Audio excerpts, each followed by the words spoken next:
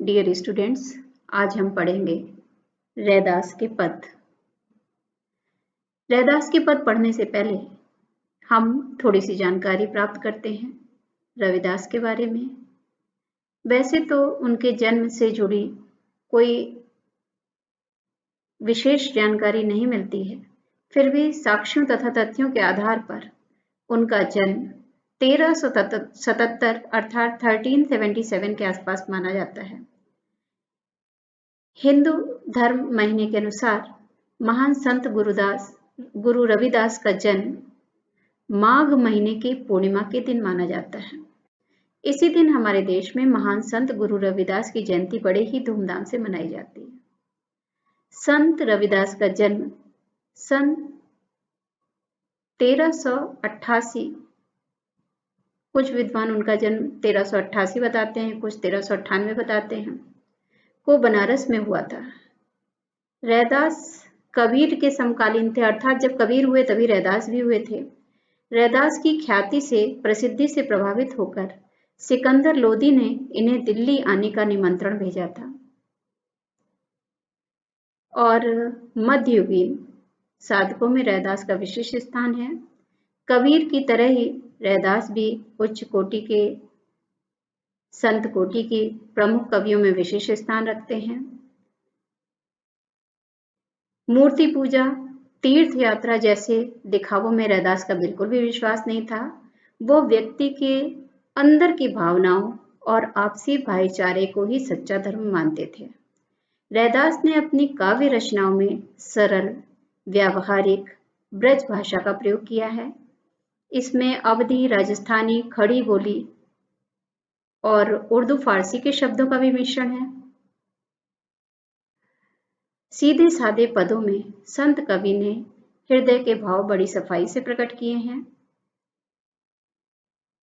रैदास का आत्मनिवेदन, दैन्य भाव और सहज भक्ति पाठक के हृदय को उद्वेलित करते हैं। इनके जीवन से जुड़ी हुई एक रोचक घटना मैं आपको बताती हूँ कि एक बार किसी पर्व के अवसर पर, किसी त्योहार के अवसर पर पड़ोस के लोग गंगा स्नान के लिए जा रहे थे। रैदास के शिष्यों में से एक ने उनसे भी चलने को कहा, आग्रह किया, तो वे बोले, गंगा स्नान के लिए मैं अवश्य चलता, किंतु एक व्यक्ति को जूते बनाकर आज ही देने का मैंने वचन दे रखा है। यदि आज मैं उसे जूते नहीं दे सका तो मेरा वचन भंग हो जाएगा। गंगा स्नान के लिए जाने पर भी मन तो यही लगा रहेगा, तो फिर मुझे पुण्य कैसे प्राप्त होगा? मन जो काम करने के लिए अंतःकरण से तैयार हो, वही काम करना उचित है। मन सही है तो इस कठौते के जल में ही गंगा स्नान कर पुण्य प्राप्त हो सकता है। तो ये थे रैदास के विचार। वो ऊंच नीच की भावना से परे थे और सबके साथ मिलजुल कर प्रेम पूर्वक रहने का उपदेश देते थे। तो आइए पढ़ें रैदास के पद। पहला पद है, अब कैसे छूटे राम नाम रट लागी, प्रभु जी तुम चंदन हम पानी, जाकी अंग अंग बास समानी। प्रभु जी तुम घन बन हम मोरा, जैसे चितवत चांद चकोरा।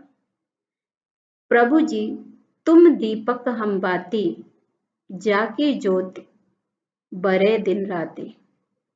प्रभु जी तुम मोती हम धागा, जैसे सो नहीं मिलत सुहागा। प्रभु जी तुम स्वामी हम दासा, ऐसी भक्ति करे रैदासा। अब प्रस्तुत पंक्ति का भावार्थ देखते हैं। प्रस्तुत पंक्ति में कवि रैदास जी ने अपने भक्ति भाव का वर्णन किया है। उनके अनुसार जिस तरह प्रकृति में बहुत सारी चीजें एक दूसरे से जुड़ी रहती हैं, ठीक उसी तरह भक्त एवं भगवान भी एक दूसरे से जुड़े हुए हैं। उन्होंने प्रथम पंक्ति में ही, पहली लाइन में ही राम नाम का गुणगान किया है। वे क्या बता रहे हैं अपने पद में कि अब कैसे छूटे राम नाम रट लागी, कि अगर एक बार राम नाम रटने की लत लग गई है तो वो फिर कभी नहीं छूट सकती। आदत लग गई है, लत लग गई है तो वो कभी नहीं छूट सकती।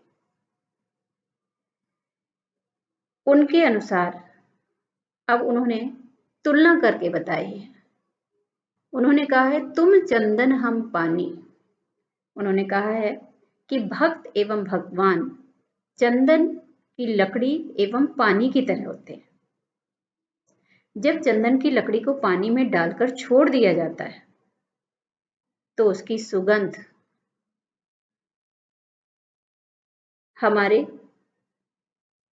उसकी सुगंध पानी में फैल जाती है।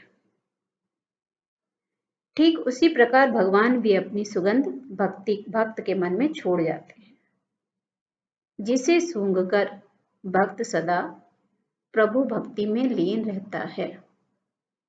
बास माने सुगंध, समाने माने समा जाना। आगे की पंक्ति देखते हैं। प्रभु जी तुम घन बन हम मोरा, जैसे चितवत चंद चकोरा। वो कहते हैं कि जब वर्षा होने वाली होती है तो चारों तरफ आकाश में बादल घिराते हैं। उस समय जंगल में उपस्थित मोर अपने पंख फैलाकर नाचे बिना नहीं रह सकता। अर्थात प्रकृति उसे इतना उद्वेलित करती है, वर्षा ऋतु उसे इतना आनंद विभोर करती है कि वो अपने पंख फैलाकर नाचने लगता है। ठीक उसी प्रकार एक भक्त राम नाम लिए बिना नहीं रह सकता। रैदास जी आगे कहते हैं कि प्रभु जी तुम दीपक हम बाती, जाकी ज्योति बरे दिन राती। ज्योति माने प्रकाश, अग्नि, बरे माने जलते रहना, दिन राती माने दिन रात। कवि का कहना है कि जैसे दीपक में बाती जलती रहती है, वैसे ही एक भक्त भी प्रभु की भक्ति में जलकर सदा प्रज्वलित होता रहता है। अर्थात आप दीपक हैं तो हम उसमें जलने वाली बत्ती हैं, और जिसकी भक्ति, एक भक्त भी प्रभु की भक्ति में जलकर सदा प्रज्वलित होता रहता है। अर्थात दोनों एक दूसरे के बिना अधूरे हैं।